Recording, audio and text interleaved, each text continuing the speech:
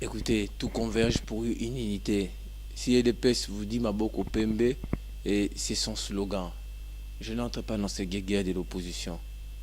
Et, Pourtant, vous y êtes. et je n'entre pas, non, sommes pas dans des guéguerres. Et si nos bases, ok, peuvent entrer en friction, nous les leaders, nous sommes là pour conduire ces peuples-là, parce que ce sont des troupeaux. La différence, elle est nette.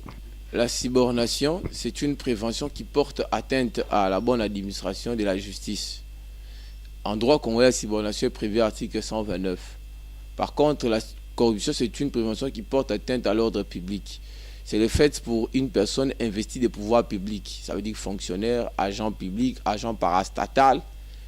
C'est le fait pour celui-ci d'accepter des offres, d'accepter des dons, d'accepter des effets qui sont prévus par la loi en vue de la réalisation de quelque chose ou d'une abstention à la faveur de celui qui en sollicite. C'est toujours un plaisir pour nous de vous revoir, de vous retrouver sur notre chaîne Congo France, la meilleure chaîne en ligne, bien sûr, la chaîne qui vous informe à temps réel, qui vous donne des informations vérifiées et vérifiables. Bonjour et bienvenue sur la chaîne Congo France. Comme je disais, je reçois aujourd'hui Maître Mbayo, voilà, merci Maître Daniel Mbao, qui est un des communicateurs du mouvement de libération au Congo, et puis qui a figuré parmi les avocats de la défense du président Jean-Pierre Bemba. Bonjour maître. Bonjour monsieur. Comment allez-vous? Ouais, je vais bon train au rythme du pays. Merci maître. Il y a des droits, des façades, mais qui en réalité est une démocratie simulée. Une démocratie des façades, j'allais dire. Une démocratie électoraliste qui donne l'impression d'organiser des élections, mais pas pour l'alternance, mais pour y demeurer. Cette démocratie nous donne au moins le pouvoir de parler. Le président Kabila, par exemple. Non, pas du tout. La liberté d'expression est constitutionnellement garantie. C'est une conquête. Nous avons milité pour en obtenir. Et nous, les MLC, nous en avons payé les prix. Il vous souviendra qu'en 2005, le pays était partitionné. Et la liberté d'expression, c'est parmi le droit, les acquis que nous avons obtenus de l'accord de Sun City, parce que M. Kabila a été contraint à y céder en contrepartie effectivement de ce que nous avions à l'époque, une grande portion du territoire national.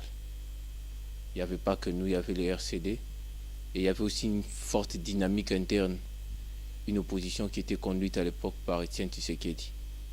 Et donc il ne faut jamais dire ça. Ils sont passifs. Et considérer que la liberté d'expression c'est un cadeau de M. Kabila. Non.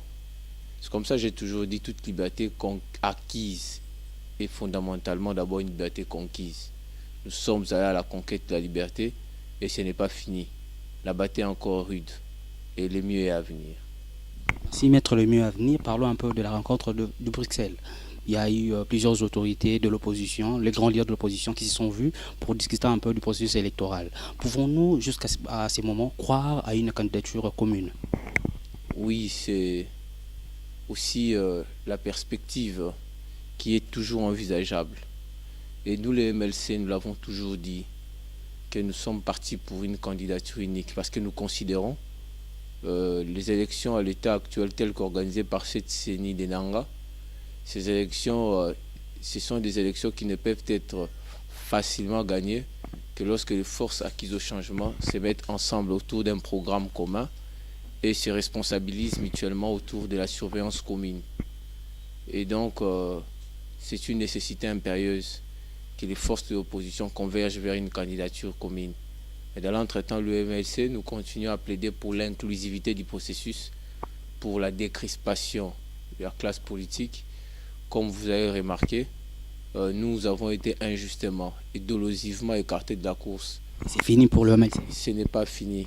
La Cour a tranché, la Cour constitutionnelle. Non, ce n'est pas fini. Ça, c'est sur le plan interne.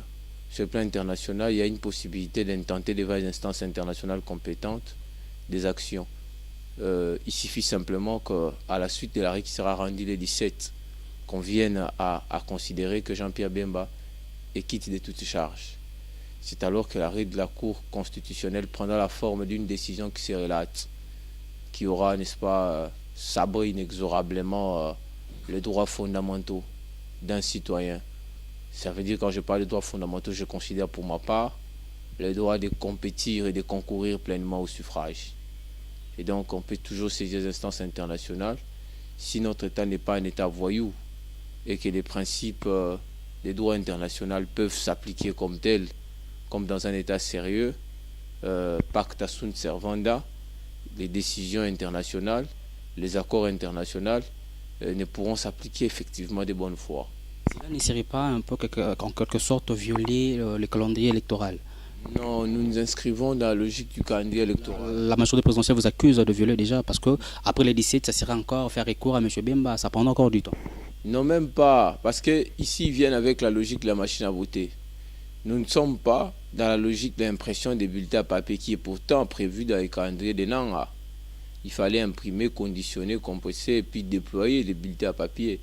Maintenant, on nous amène une boîte à Pandore. Le technicien n'a de voir comment seraient les élections. La machine à voter. Non, ben quel technicien. Maintenant, j'ai toujours dit, je ne dirai jamais assez que la CENI, c'est en quelque sorte une centrale administrative qui n'existe que par la volonté des politiques. Cette centrale administrative ne peut prétendre au nom d'une prétendue indépendance caporaliser les jeux électoraux et les tourner en dérision. Non, même pas. Ça ne serait pas une confusion? Vous accusez la CENI, mais vous déposez vos 100 000 $ pour postuler. Non, mais je ne sais pas si on est mis sur les mêmes longueurs d'onde. Déposer 100 000 $, c'est une condition pour être éligible. Ok? Je peux m'aligner à une compétition, mais dans l'entretemps, je ne suis pas sûr de l'arbitre qui est désigné pour arbitrer les matchs. Ça, c'est une autre question. D'abord, les 100 000 $, quand je paye les 100 000 $, quand je dépose la lettre de conformité et tous les autres documents qui sont exigés par la loi, article 104, la loi électorale et suite, ça c'est pour être éligible, pour avoir la possibilité juridique de compétir. Mais maintenant, nous récusons celui qui arbitre la compétition. Vous voyez, il n'y a pas de confusion. À moins que vous m'ayez compris des travers.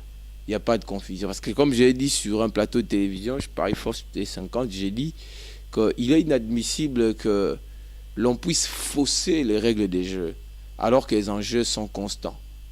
Et les jeux demeurent aussi constants. Et il est aussi inacceptable, effectivement, qu'un arbitre prétendument indépendant vienne vous imposer un ballon en métal alors que le jeu doit se jouer avec un ballon en cuir. Donc ça frise les principes de l'indépendance. Alors, il ne faut jamais confondre de l'indépendance à ce qu'on appelle l'audace effrénée. Ce que Nang a fait, c'est de l'audace. Ça n'a rien à voir avec l'indépendance. Les mots ont un contenu sémantique précis. Donc j'aimerais qu'on reste dans le cadre sémantique des mots. Maître, si on peut résumer la résolution ou de la réunion qui s'est passée hier à Bruxelles, on peut dire que l'opposition rejette la CENI en deux mots. En fait, toutes les résolutions sont contre la CENI. L'opposition ne rejette pas la CENI comme organe, parce que la CENI est créée par la loi. L'opposition récuse la composition de Nanga. N'est-ce pas? L'opposition sollicite la refonte de la CENI. Quand on fait la refonte, la CENI comme institution demeure. Mais les animateurs, parce que teintés de mauvaise foi et de dol, partent. C'est autre chose, parce qu'on veut requalifier globalement les processus électoraux. C'est 3 mois restants. Ah. C'est 3 mois restants, on peut le faire. Non, ben, il est possible en politique vouloir ce pouvoir. Lorsqu'on veut, on peut. Avec les 3 mois qui restent, si la classe politique se réunit. Parce qu'écoutez, on ne peut pas quand même admettre que l'on se lance, qu'on s'inscrive dans une dynamique gagnée d'avance. On vous dit que, exemple, vous jouez contre tel club, mais on lui crédite déjà le nombre de voix et le nombre de points à l'avance avant que le match ne soit joué. C'est un match qui frise la parodie. C'est une aventure de mauvais goût. C'est ce qu'on ne veut pas. Une machine à voter avec un logiciel précommandé. Vous avez appris que Miro System a dit qu'il faut encore 6 mois. Parce que l'idée, c'est procéder à la reprogrammation de la machine pour insérer le nom du dauphin, qui était pourtant pas prévu. Mais mon cher ami, de qui c'est leur temps? et de qui se moque-t-on?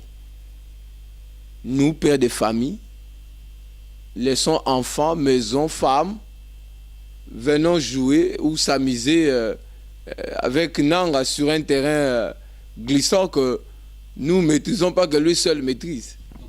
L'opposition est animée par une peur, la peur de perdre les élections. Non, pas du tout. Ce sont les propos de la majorité. Là, Non, mais écoutez, à moins que tu ne sois pas congolais, ne me pousse pas à récuser ton statut et ta nationalité, comme le font nos amis de la majorité. Parce que si tu es congolais, tu ne peux pas tenir ces discours. Il est gauche. Si tu es congolais, tu sais que cette majorité n'est plus en osmose avec les peuples. Je fais mon travail de journaliste. Qui doit avoir... Non, mais écoutez, le travail des journalistes, excusez, j'ai toujours dit à vos confrères d'ici, comportez-vous comme vos amis d'ailleurs. En France, il y a des discours qui ne peuvent pas prospérer, qui ne peuvent pas passer. Un matin, ou aux États-Unis d'Amérique, à l'époque d'Obama, Obama s'est réveillé un matin, il dit j'organise un dialogue. Au Congo, ça peut passer, n'est-ce pas? Les journalistes congolais peuvent relayer, il vous dira que je suis journaliste. Mais aux États-Unis d'Amérique, les journalistes américains vont s'élever contre l'idée et il va même solliciter que Obama soit convoqué dans un centre psychiatrique pour qu'on vérifie est-ce que ça va avec sa tête ou ça ne va pas. Ou dites-nous carrément, nous sommes dans un état des anormaux, où les journalistes disent nous faisons notre travail. Vous avez peur. Est-ce que vous vivez le Congo profond? Parce que je peux vous avouer, si vous prenez les transcorps comme moi, peut-être nos amis de la diaspora n'en prennent pas, ils ne savent pas. Nos amis ne connaissent pas les phénomènes Evidabadi. Nos amis ne connaissent pas les phénomènes Kuluna. Nous qui vivons le Kuluna. Et tout à l'heure, là, j'ai une sortie médiatique, en fait, et politique, parce que ça sera médiatisé, en Ngaba. Pourquoi en Ngaba? Parce que c'est parmi les communes de Kinshasa qui vivent dans une calamité indescriptible, où les gens vivent pratiquement dans la racaille, dans la promiscuité. Excusez, ça me fait tellement mal que ces gouvernements soient aussi insensibles. Il y a des familles et des familles qui vous partagent une seule latrine. 10 familles avec pratiquement 200 personnes, ils vous partagent une latrine de fortune. Et vous tenez, c'est comme si vous vivez en Europe. Vous tenez ces discours pour me dire, écoutez, vous avez peur des élections. Qui a peur des élections? Donc, c'est que nous avons... Rapporte le propos de la majorité. La peur, c'est quoi? La peur, c'est que l'on prenne le suffrage des Congolais de Ngaba à travers la magie de la machine à voter, qu'on a crédité ces suffrages aux candidats de la majorité. C'est ça la peur. Nous voulons la sincérité. C'est un combat de bonne guerre. La sincérité, nous voulons la justice, nous voulons la clarté, nous voulons l'inclusivité, nous voulons la crédibilité du processus électoral. Et la crédibilité n'est pas synonymie de la peur. À moins que l'on se trompe des concepts. Or, le choix d'un concept procède souvent d'un usage stratégique. Voilà, maître, là, je vous comprends. Mais, maître, oui, je sais, excusez-nous, accordez-nous 2 minutes, là, on va conclure l'émission. Oui, vous êtes pour une candidature comme de l'opposition, sans Jean-Pierre Bemba. Le MLC sera d'accord, parce qu'il y a déjà des échanges entre partis politiques. Il y a ces de l'UDPS qui disent que Bango Maboko Pembe, to Ibate, to Bukate l'autre côté. En quelque sorte, on parle de ceux qui étaient au pouvoir, qui ont géré, peut-être même qui étaient vice-président, qui étaient président de l'Assemblée nationale, comme M. Vital Kamerhe. Ça sera possible? Écoutez, tout converge pour une unité. Si l'UDPS vous dit Maboko Pembe, et c'est son slogan. Je n'entre pas dans ces guéguerres de l'opposition. Pourtant, vous y êtes. Et je n'entre pas, non, sont pas dans des guéguerres. Et si nos bases, peuvent entrer en friction, nous les leaders, nous sommes là pour conduire ces peuples-là, parce que ce sont des troupeaux. Tu vois, les troupeaux sont parfois pris, il arrive par moments, pris des excès. Tu vois une brebis qui va très loin, qui pense mieux faire, alors que la brebis, elle est galeuse. Elle va s'égarer. C'est au pasteur, n'est-ce pas, d'aller chercher la brebis pour la ramener dans les pâturages, dans les bons pâturages. N'est-ce pas? Et les pasteurs sont des encadrés. Jean-Pierre Bemba, c'est un pasteur. Félix Tshisekedi, c'est un pasteur.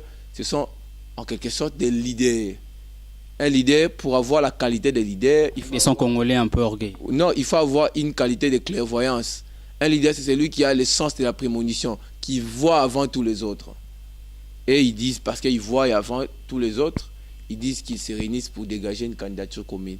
Qui dit Maboko Pembe? Qui dit que nous sommes expérimentés? Tout ça là, le plus important, que ça concourt dans l'intérêt supérieur de la nation. Et que celui qui sera désigné effectivement soit porteur d'un programme commun. Notre programme, nous de l'opposition. Parce que nous voulons gagner. Si on veut la gagner, effectivement, nous devons avoir une très bonne mentalité, un état d'âme, un état d'esprit qui concourt, n'est-ce pas, à la victoire. Et la division, la Bible dit qu'un royaume divisé, c'est un royaume qui est appelé à sa perte. Et nous, voire même à disparaître, heureusement.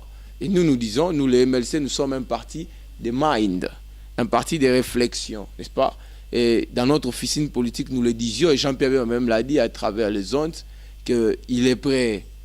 Il est prêt, si ce n'est pas lui, à céder à un autre. Hein? Si ce n'est pas lui, à céder à un autre. Voyez-vous? Donc, nous disons, nous continuons la bataille. Il est possible que Jean-Pierre Bemba revienne à la course. Mais si par la force des choses, Jean-Pierre Bemba n'est pas dans la course, nous verrons outre mesure, parce que Jean-Pierre Bemba a été désigné au Congrès. Nous allons nous unir, il y a un bureau politique, on va décider sur l'option qui sera levée. Parce que le plus important, ce n'est pas le mouvement de libération du Congo, ce n'est pas l'UDPS, ce n'est pas les CID, ce n'est pas l'UNC, c'est les peuples congolais. N'est-ce pas? C'est ça. Merci maître. Pardon, cette dernière question.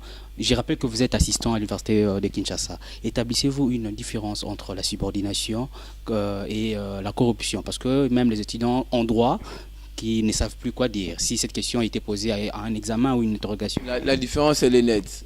La subordination, c'est une prévention qui porte atteinte à la bonne administration de la justice.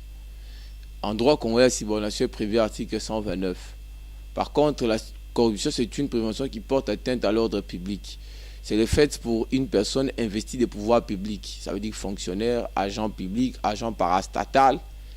C'est le fait pour celui-ci d'accepter des offres, d'accepter des dons, d'accepter des effets qui sont prévus par la loi en vue de la réalisation de quelque chose ou d'une abstention à la faveur de celui qui en sollicite. C'est ça la corruption. Et le mode opératoire de la corruption et le mode opératoire de la subordination sont différents l'une de l'autre.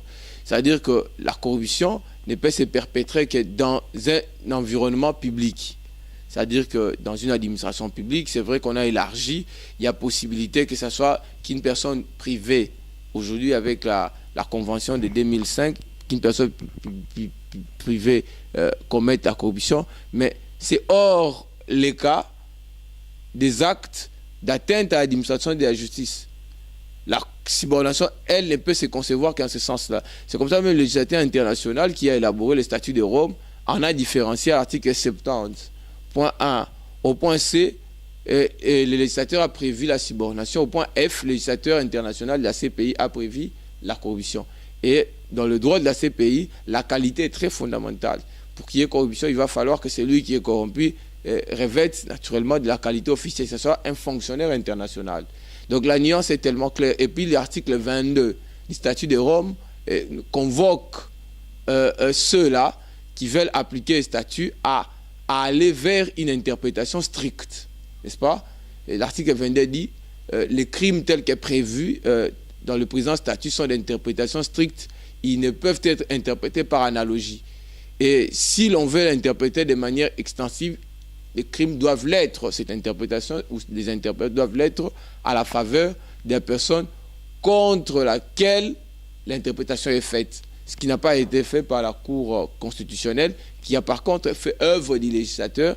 Elle a outrepassé ses compétences, elle est allée ultra petita, et elle a fait dire même à la CENI ce que la CENI n'a pas dit. C'est une sorte de téléportage des arguments, n'est-ce pas, du procureur général pour la Cour constitutionnelle à la CENI, ce qui est une forme d'amalgame.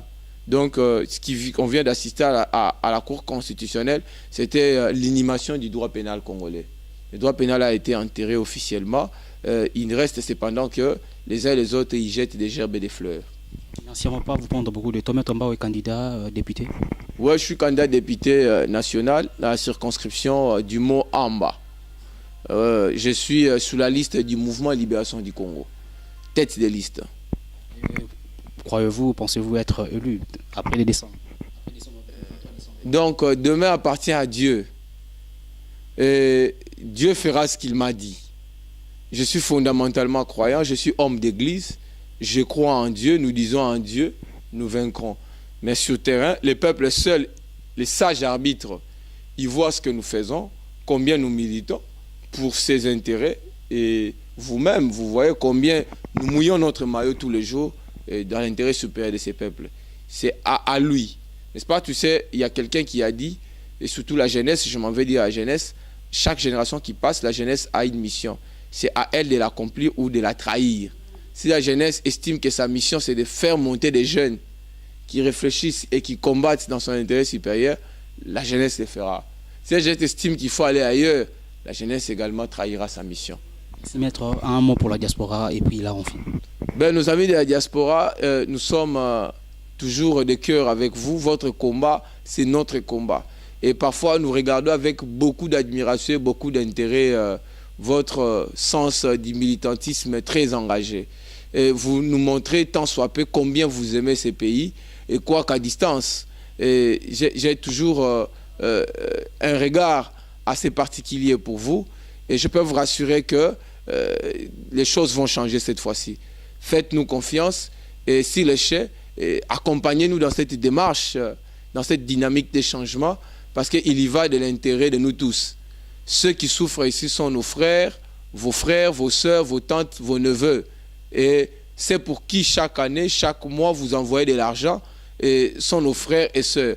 Il suffit simplement que vous, tel que vous le fassiez, vous poursuiviez votre combat dans la dynamique des changements. Les choses vont changer et le développement va s'installer et le pays va prospérer. Et vous allez arrêter de faire des dépenses parfois inutiles, superfétatoires, alors que l'État est censé répondre à sa mission. Voilà, merci beaucoup fidèle internaute de Congo France. C'était bel et bien maître Daniel Mbao qui a ainsi répondu à notre invitation. Moi de ma part, Moïse Katomba, je vous dis merci beaucoup et restez branchés sur Congo France, la chaîne qui ne vous déçoit pas. J'ai dit merci beaucoup à toute l'équipe technique. Mouna Cédric, que je salue beaucoup, et Christian Mukendi, je n'oublie pas, c'est Léo Scram. En tout cas, merci et restez branchés sur cette chaîne. Merci.